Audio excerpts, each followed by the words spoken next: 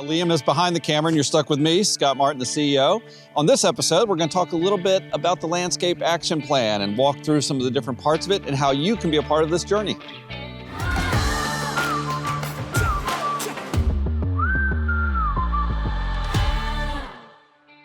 Okay, so where do we start with the Landscape Action Plan? Well, we start with the most iconic landscapes that are here, and I'm by the sign here at the main gate. Fort Monroe is a National Historic Landmark. That means this is obviously one of our nation's most precious locations. Now, we are a little different situation. You know, when the Army was here, their mission was very clear: prepare our men and women to fight and defend our country.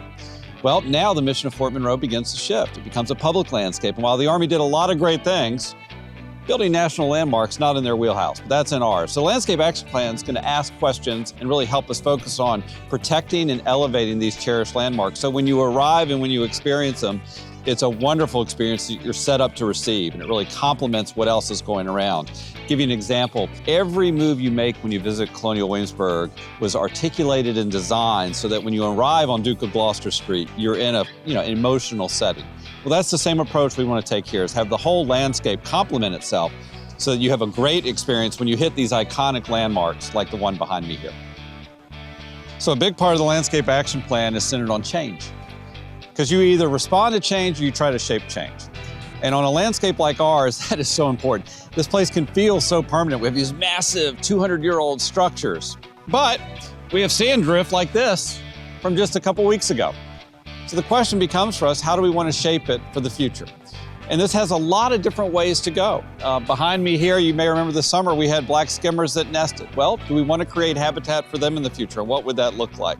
Over another shoulder is the former Patton Street, where there were houses and there's now a grass lawn. How do we want that to function in 2050 or 2060? Because we know the best way to shape the future is begin by shaping it. You just don't wait for it to come to you. So the plan is about advancing forward, anticipating demands and activities that are to come, and then always acknowledging that water and evidently sand are undefeated on this site. So how do we manage both of those? So Fort Monroe, we've already talked about, is a very complex landscape. We're here at the entry, and behind us is a navy of vessels. I've got a seawall that's in some degree of deterioration. We're crossing the road, and we'll try not to get killed here. Underneath us are utilities. Oh my gosh, there's so much. So when you take on planning like this, you've got to be systemic. You got to think big and broad, because if you trap yourselves in little fixes here and there, you lose the forest for the trees. So we put up our hand and asked for help for the firm to help our community shape Fort Monroe. And boy, were we happy with the response. We had 19 proposals from firms from Brisbane, Australia, all the way to Rotterdam, from Alexandria to Virginia Beach. And when you have that quality of firms proposing on you, that tells you the nation, in fact, the globe, understand how precious and special this opportunity is in this unique moment for Fort Monroe. The next thing you have to do when you have that much intelligence around is put up your hand again and go, help me pick the right folks for this. And our trustees were very clear. They said, get the best designer and get the best jury possible to help you make that decision. And we were very lucky in that respect. We had a jury of the best designers and best landscape stewards in the Commonwealth of Virginia volunteer their time to help us pick this firm. The Dean of the School of Design at Virginia Tech, the lead of landscape architecture at UVA, the director of Hampton University's architecture program, our state's historic preservation officer, and the president of the nation's Cultural Landscape Foundation came together, and they were the jury that ultimately is going to help pick the firm that shapes Fort Monroe's future.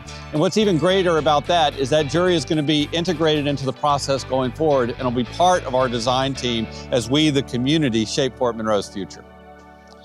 All right, so we've talked about how special this place is. That's where you start, number one. Number two is you get the best folks that are working in the space of coastlines and shorelines and historic sites onto your site. Number three is you get the best minds from the state to help you do the guiding. And then number four, the big part is your part. Over the next year, how do we engage the community with this process? Because we're so lucky to be able to have this opportunity to shape Fort Monroe's future. And it's just such a great opportunity and a real responsibility to get it right. And that's where we're going to invite you to be a part of the process, certainly, and help shape the future of this site. So if you don't mind, I'm going to get back to work so we actually make things happen, because hope's not a strategy, work is a strategy. We've got a lot of work to do ahead of us. So thank you for joining us.